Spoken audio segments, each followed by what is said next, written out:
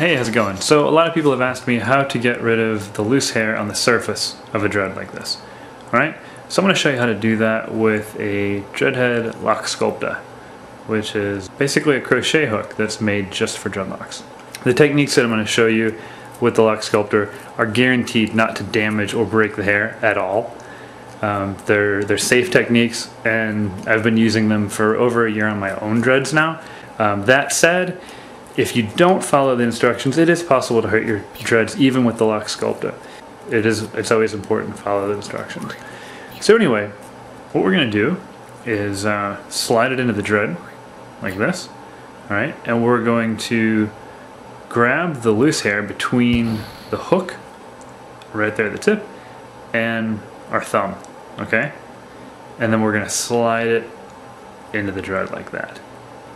And we're basically just going to repeat again and again, each time pulling it between halfway and all the way through the dread. No need for it to come out the other side. If it does come out the other side, it's not the end of the world. It'll just be, you know, a small part of it, and you know, as you continue to work on it, that'll get pulled in too.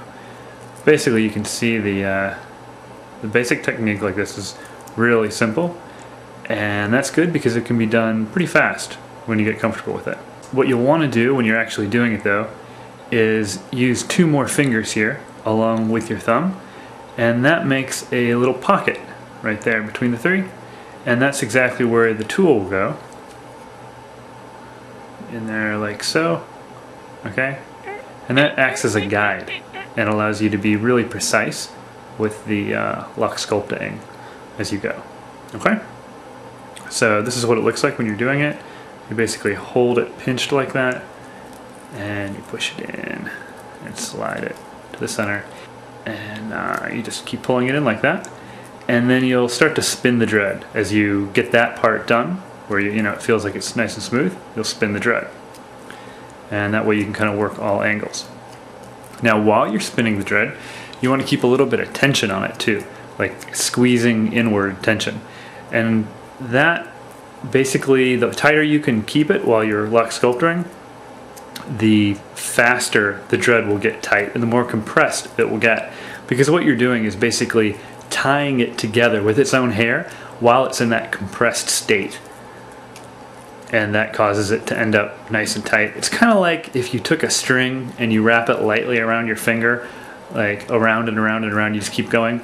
Pretty soon it starts to cut off blood circulation, because each one of those wraps adds just a little bit more pressure, and so what you're doing is you're holding it compressed, and then you're kind of weaving its own hair through it, and that's all holding it together, and it ends up making a really tight, smooth dread that I'll show you in just a second.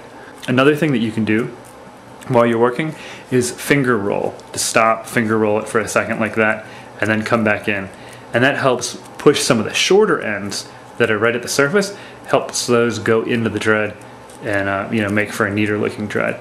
And of course, when you're done pulling in the hair, you'll want to give it a nice palm rolling, and that'll do the same thing. So if you look closely at the dread right after using the lock sculptor, you can see that's a lot more dense than the dread that hasn't been done yet. You can really see how it's come together, and it looks nice. I mean, it has a very organic look. There's no hair running parallel to itself. It's all very knotted, very tight, and very compressed. So we can compare that to a section of the dread that hasn't been done at all, and you can really see the difference.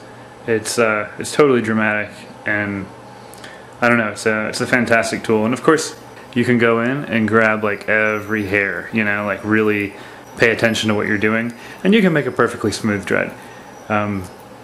That's an option.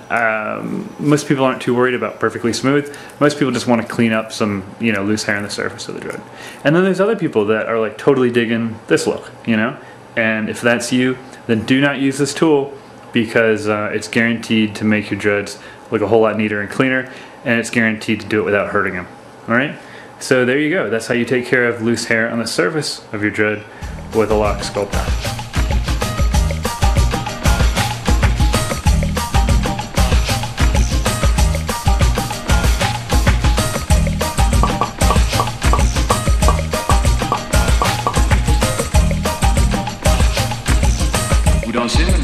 Sacré France.